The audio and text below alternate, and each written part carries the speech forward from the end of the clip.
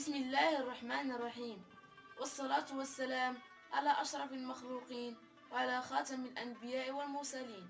أصدقائي صديقاتي أساتذتي بثانوية الأطلس الإعدادية، السلام عليكم ورحمة الله تعالى وبركاته. تستمر حلقات برنامج إذاعة الحجر الصحي ومع حلقات أخرى من التنمية الذاتية، هذه المرة بعنوان خلق الدافع وتجاوز الكسل مع الأستاذ محمد بوهو. محمد بوهو أستاذ وكوتش ومدرب في التنمية الذاتية، كان لنا شرف استضافته في الحلقة الأولى من برنامج إذاعة الحجر الصحي بعنوان كيف أحفز ذاتي، وهذه الحلقة سيبسط لنا القول في موضوع خلق الدافع وتجاوز الكسل. إذن أترككم مع الأستاذ محمد بوهو، وبداية مع أسئلة مجموعة من التلاميذ. بسم الله الرحمن الرحيم. عرض مفيد سيدي الكريم، استفدنا منه كثيرا. سؤالي هو كالتالي: كيف أتحدى عقبات نفسي؟ كيف أتحدى الكسل؟ وكيف أتغلب على التماطل والغفلة؟ الرحمن الرحيم. نشكر ضيفنا الأستاذ محمد بوهو على عرضه القيم. سؤالي: كيف نتمكن من قدرات نفسي؟ وشكرا. أشكر الأستاذ محمد بوهو على عرضه القيم، وهناك سؤال سأطرحه كالتالي: كيف أجهد نفسي؟ وكيف أكتشف قدراتها؟ السلام عليكم ورحمة الله تعالى وبركاته. أيها الأحبة الكرام، أبنائي بناتي، مرحبا بكم ثانية في إذاعتكم، هذه الإذاعة التي تتواصل معكم في إطار هذا الحجر الصحي الذي نعيشه. لكن بداية أهنئكم بهذا الصنيع، وأهنئكم بأساتذتكم الذين يشرفون عليكم ولو أنكم لستم داخل أقسامكم ولا تحضرون الحصص التي اعتدتم عليها. بداية هذه المقدمة قبل أن أجيب عن 3 أسئلة وصلت من خلال الحلقة الأولى التي تواصلنا من خلالها، أريد بداية أن أشير إلى أنه بعد القرار الوزاري وبعد إعفاء بعض الأقسام من الامتحانات الإشهادية، نلحظ على أن خاصة ما يتعلق بثالثة إعدادي الذين كانوا مطالبين باجتياز امتحان نهاية السنة، أخاطب بالخصوص هذا الصنف، هذه المجموعة، طبعا إضافة للمجموعات الأخرى. أشير لكم أبنائي بناتي على أنكم إن كنتم الآن تشعرون بنوع من الاسترخاء ونوع من ريلاشمون، بمعنى صافي طلقتوا، يعني بمعنى معناش امتحانات، السنة سالت، غادي يحسبوا لنا غير الدورة الأولانية، دونك نطلقوا ونعسوا ونشخروا. هذا يضعنا أمام إشكال مهم جدا. فاسأل نفسك عزيزي التلميذ، عزيزتي التلميذة، اسألوا أنفسكم: هل لديكم حافزا داخليا أم حافزا خارجيا؟ مجموعة التلاميذ إلا ما كانش امتحانات، ما كانش الزيار، ما كانش المراقبة، يتلاشى جهده وينام، ويعني كيشبعش خوير وكيشبع كسل وكيطلق كل شيء. ولكن من كان له حافز داخلي، وهذا الذي سأؤكد عليه اليوم مرة أخرى، كيف أحفز نفسي؟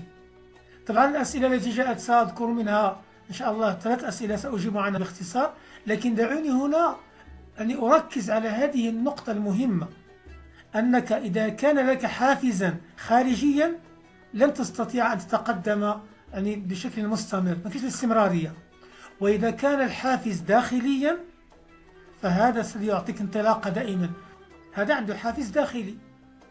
أما الإنسان اللي ما كانش نغز من برا ما يتحركش، هذا يعاود يراجع نفسه ويراجع ذاته.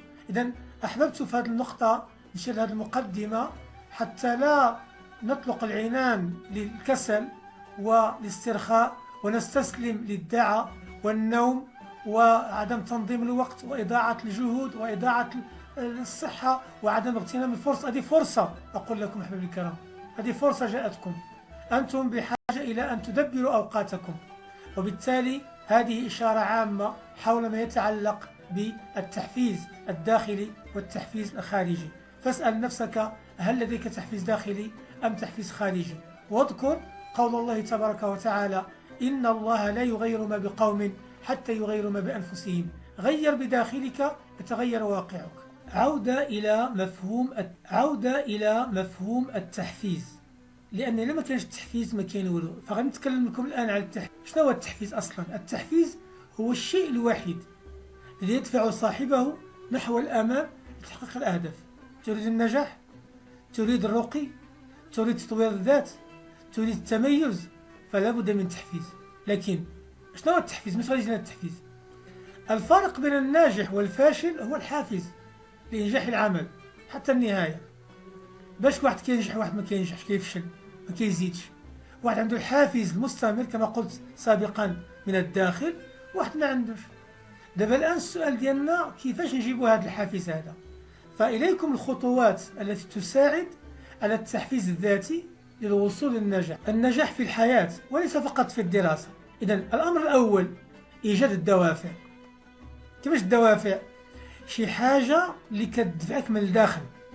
الحماس وحده لا يكفي، لذا وابحثي عن الدوافع التي تقودك وتقودك إلى نجاحك وتحفيز ذاتك من الداخل كما أسلفت قبيل قليل. إذن هنا يتبين على أننا نحن بحاجة دوافع. شكون اللي كيدفعني ندير هذه المسألة هذه؟ يعني جربتوا في حياتكم على أنكم تقبلون بنهم على شيء معين؟ علاش كديروا واحد الحاجة كتلقاو راسكم فيها ناشطين وراغبين؟ علاش؟ كاين شي دافع معين. إلا بغيتي تكون يعني ناجح في شيء معين، شوف الدوافع، بمعنى المنطلقات كما قال النبي عليه الصلاة والسلام إنما الأعمال بالنيات. هذا الأمر الأول. الأمر الثاني، ردد الحكم المحفزة. الحكم المحفزة مقولات حول صغة. هذه الأقوال كتلعب من جد وجاد، ولا مثلا من سار على الدرب وصال. فهذه الأقوال ديرها وكتبها وحطها قدامك. تلعب دورا هذه المقولات في توليد التحفيز الذاتي. صورتك حداها واحد الكلمة تكون عبر عليها، وتدفعك هذه الأقوال لتحاول مرارا وتكرارا حتى تنجح. كل ما شفت ديك المقولة تكتبها هنا، وتكتبها فوق المكتب، تكتبها عند الخروج، تكتبها أنا أستطيع، أنا سأصل. ردد هذه المقولات. أنا سأنجح، أنا سأصل. إذا كان أمر ما ممكن بالنسبة لغيري، فلماذا لا يكون ممكن بالنسبة لي؟ علاش؟ مادام هذا ممكن، هو إنسان وأنا إنسان. إذا هو خدا الطريق وأنا ما خديتش، ناخذ الطريق تاعنا ونوصل. الأمر الثالث الأهداف. قلنا المنطلقات وهي النية، المقولات، لكن الأهداف مهمة جدا، لأن وضع الأهداف اش كيدير؟ يحفزك كي تسعى للوصول. إذا لابد أن تضع الأهداف للوصول. أنت هنا وتريد الوصول إلى أهداف معينة، فهذه كتكون كتحفزك. أريد شيء معين، أنا بغيت نكون متميز، بغيت نحقق شي حاجة في المستقبل، بغيت نوصل لشي كارير معينة، بغيت نكون شيء معين في المستقبل.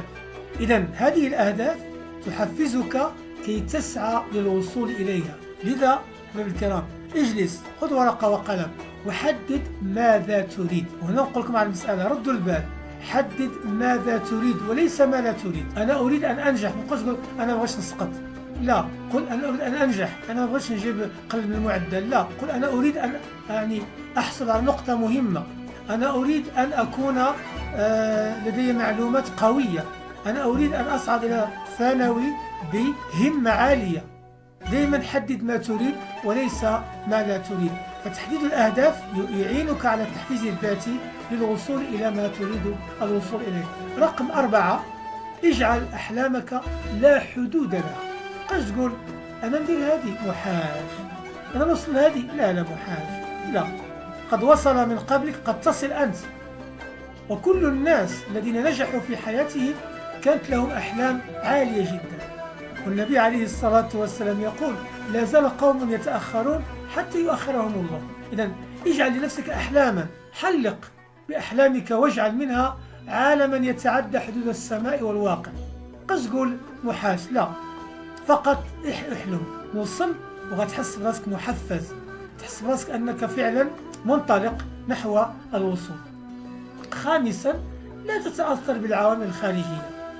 العوامل كتدور، الكلام اللي كيدور، حنا محاج، أم صاب نجيبو غير المعدل، أم صاب غير نطلعو أكثر، أم صاب غير نجيبو الباك، أم صاب غير كذا.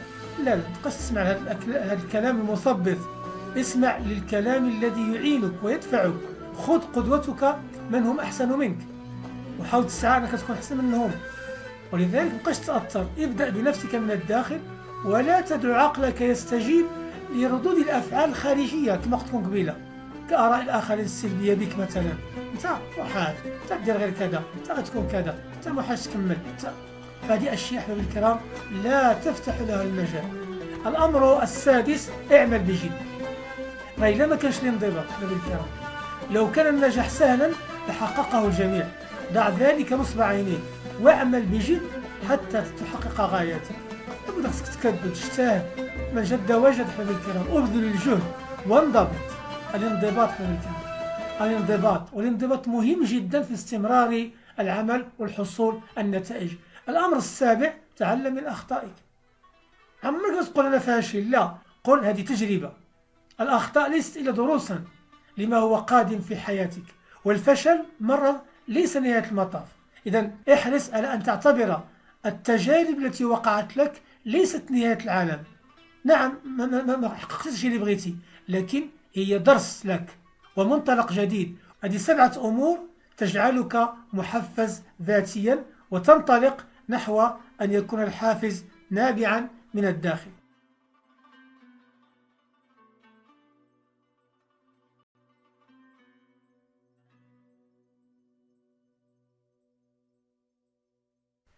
أقول أن مسيرة النجاح لابد أن تعترض محطة من تجارب غير موفقة. عندما تستسلمي بنتي لساعة السؤال أمام تجربة غير موفقة فأنت تتخلي عن النجاح بإرادتك. شوفوا معايا هاد الدروج هادو، سلم النجاح. كتجي البداية أنت جالس كتقول محاج لن أفعلها، من بعد تقول أريد أن أفعلها. السلم كيف أفعلها؟ سأحاول أن أفعلها، أستطيع أن أفعلها، سأفعلها، فعلتها. إذا لاحظوا هذا السلم النجاح لابد كيدوز مراحل، لأن هذه النفس أمارة بالسوء. ولذلك كيفاش نحدوا العقبات؟ فقط كما قلت لكم التحفيز الذاتي اللي قلنا قبيله، الحوافز الداخلية، ثم نحط قدامي الهدف ونبدا، وما نردش البال نبقى نقول صافي راه كاين عقبات، كاين سقطات، كاين فشل، كاين لا، اعتبرها تجارب، ومن الأخطاء يتعلم الناس.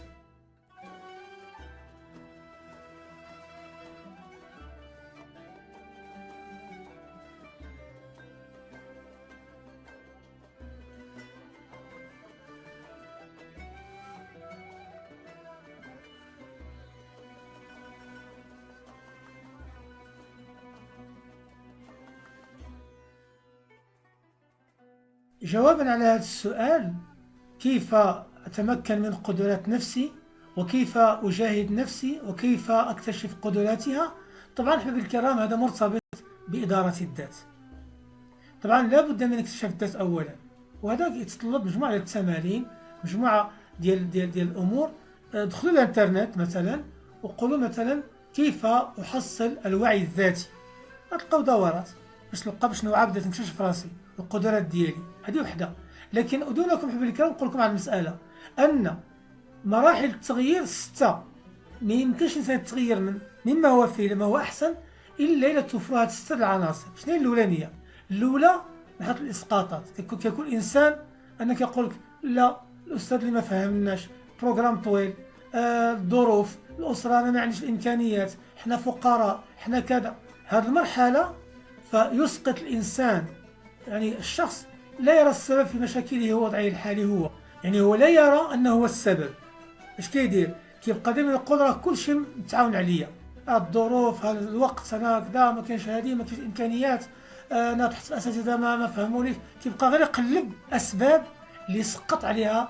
هذه مرحله ديال لا شيء، مرحله ديال عدم النهوض. لكن حيت كيبدا المرحله ديال الاستيعاب، هذه المرحله كيعترف علماء الاجتماع كيقول لك أن أول مراحل حل أي مشكلة الاعتراف بوجود المشكلة. إذا اعترفت باللي أنت السبب تقول قل هو من عند أنفسكم كيقول الله عز وجل. إذا من ثم تقول أنا هو نربط الفرس. إن الله لا يغير ما بقوم حتى يغيروا ما بأنفسهم. يكون كلشي من الداخل، غير الداخل يتغير الواقع ديالك. تصبح عندك رغبة، حافز، قدرات، تعرف نقاط الضعف اللي تتغلب عليها، وشيئا فشيئا كيبدا الانسان كيتغير. الامر الثاني الاستعداد.